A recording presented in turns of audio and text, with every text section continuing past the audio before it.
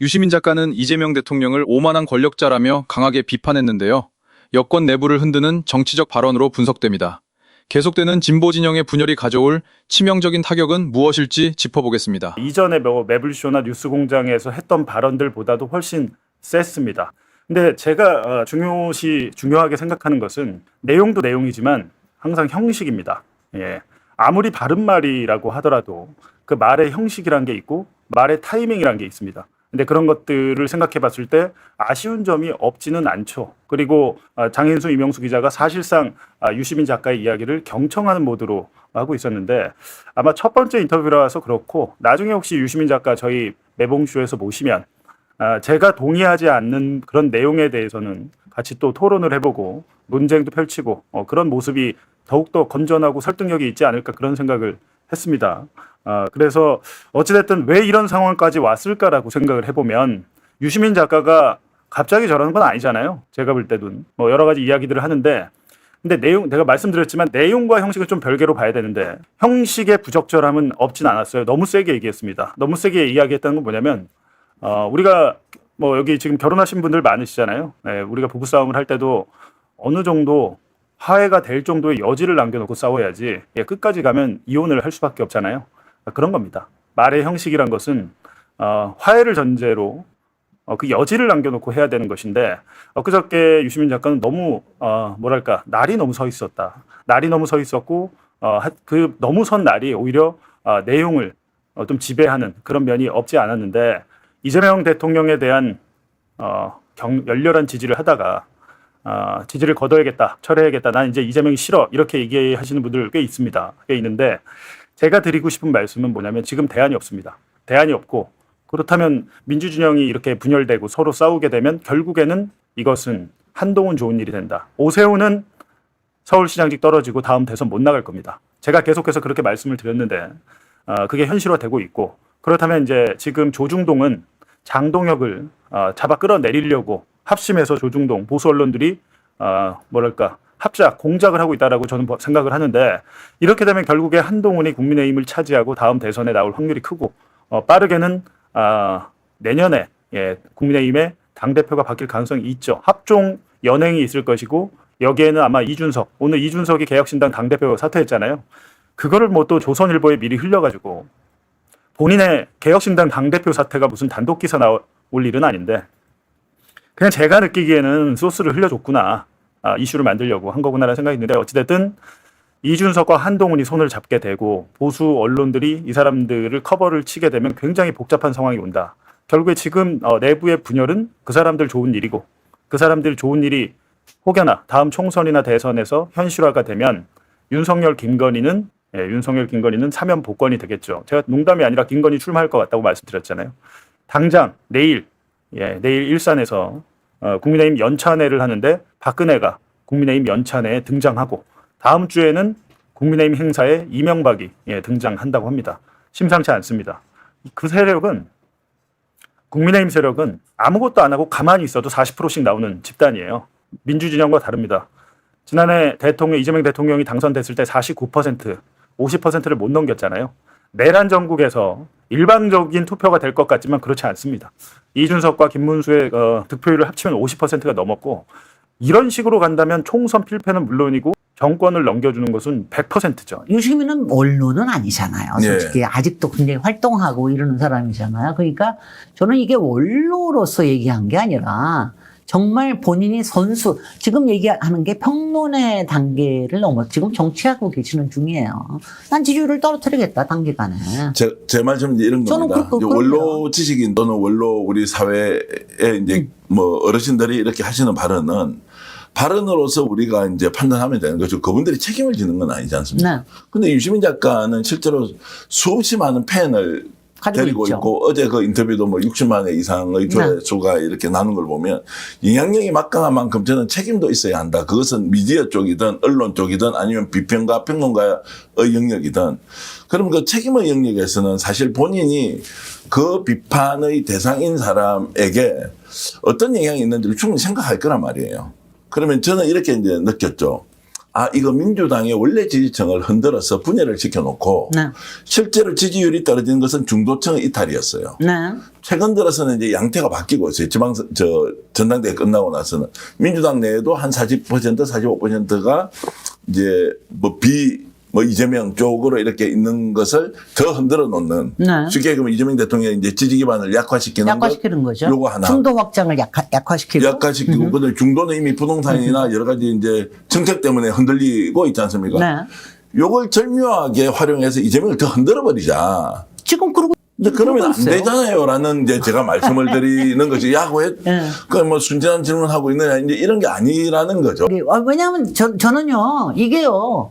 그러니까 제가 유시민한테 너무나 속상해하고 이러는 게 뭐냐면 저는 유시민을 왜냐하면 우리 진영의 큰 어른으로 생각을 했지 예. 어느 정파의 거두라고 생각을 안 했었거든요. 예, 근데 예. 지금 하고 있는 거는 정확하게 그 정파의 거두입니다. 네.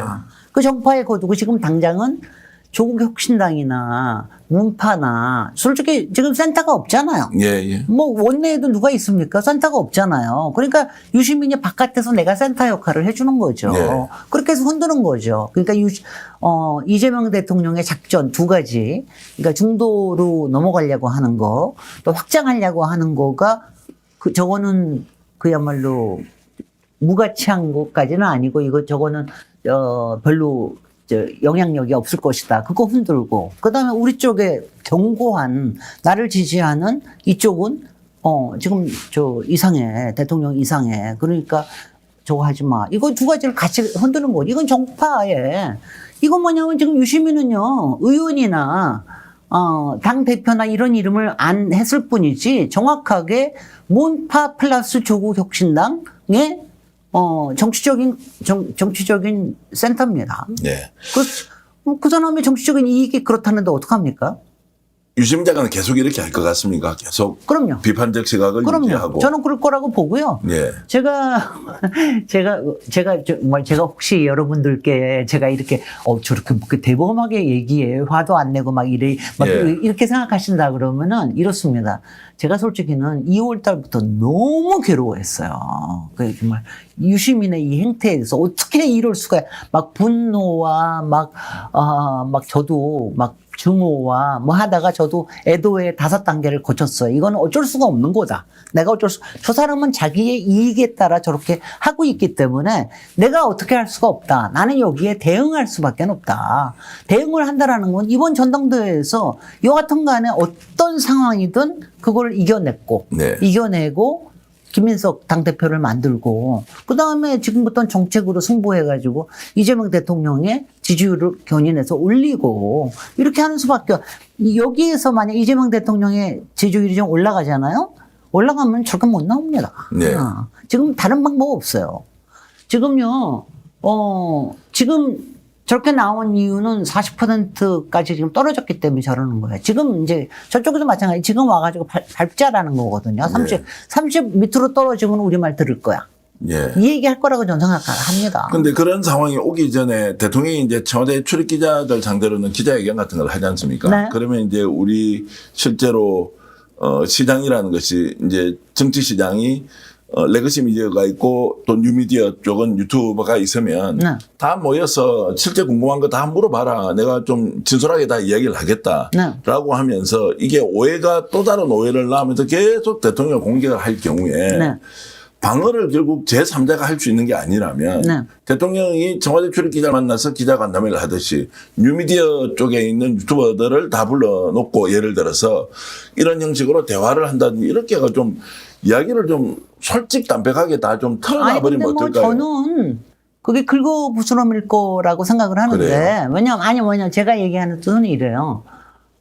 상대가 감정적으로 나올 때는 그 감정의 원형이 되는 어떤 사건이든 어떤 뭐 문제든 이런 거를 자꾸 더 드러내면은 점점 악화가 될 가능성이 높아요. 네. 저는 그렇게 생각을 합니다. 네. 그러니까 저쪽에서 왜냐하면 저도 제가 정청래 대표에 대해서 굉장히 유감을 표했던 것이 가령 합당 문제나 이런 거 있을 때도 대통령이 탕후에 개입하지 못한다는 것 때문에 대통령을 이용하잖아요. 저럴 때 제가 막 끌어오르고 막 그랬거든. 저 같으면 저럴 때 막 다 불러가지고 내가 다 얘기할 거야. 막 그러고 싶지만 그렇게 하는 게 뭐냐면 우리가 대통령에 대해서 기대하는 게 있어요. 네. 대통령은 그게 어떤 종류의 대통령이든 대통령의 격과 품위와 이런 거에서 기대하는 게 있기 때문에 모든 걸 다 그렇게 드러낸다고 되지는 않는다고 생각을 네. 합니다. 자, 먼저 유시민 씨의 목소리 들어보시죠.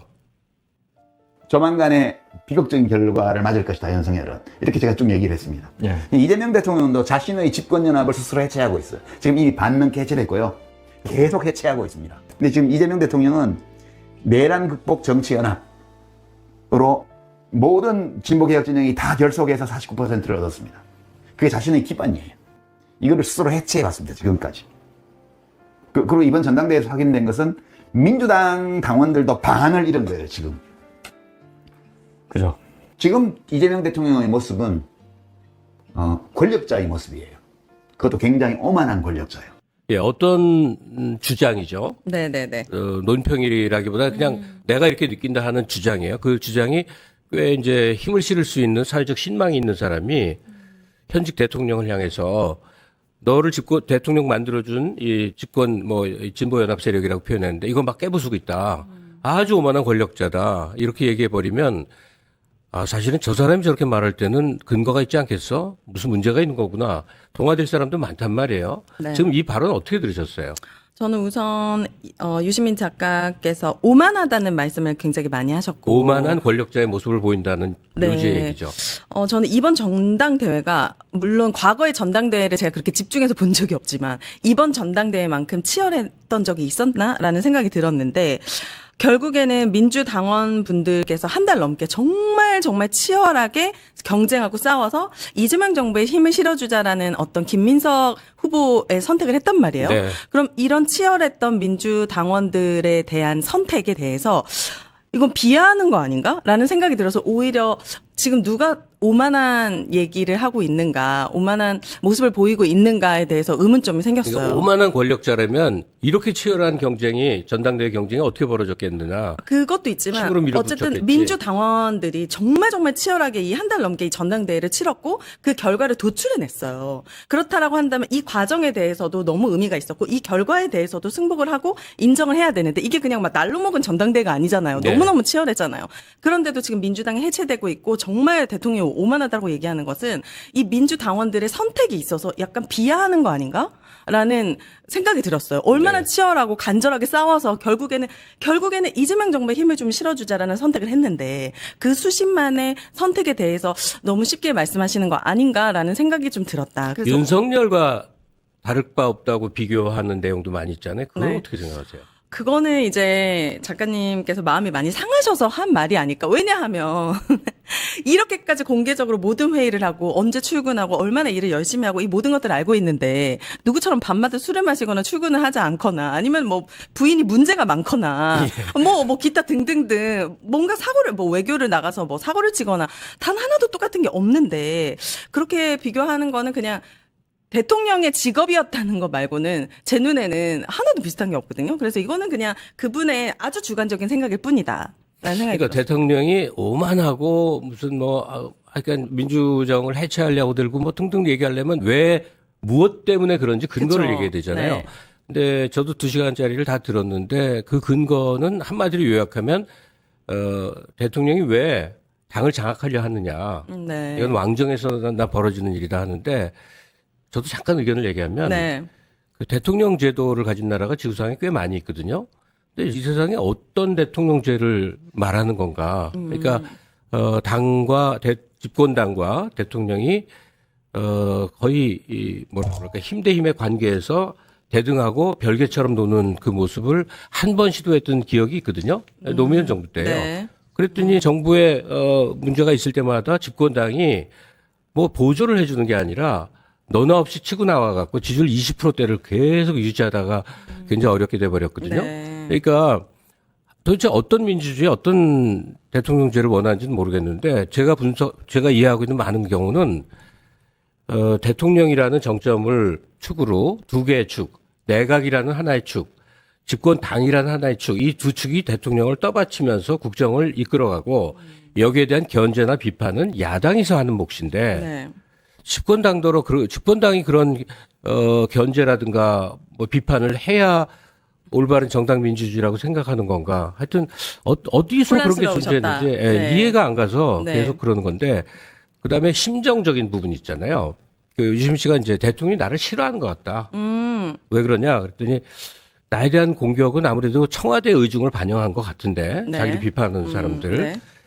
근데 이거는 아무래도 대통령의 의중을 간파해서들 그러는 것 같다.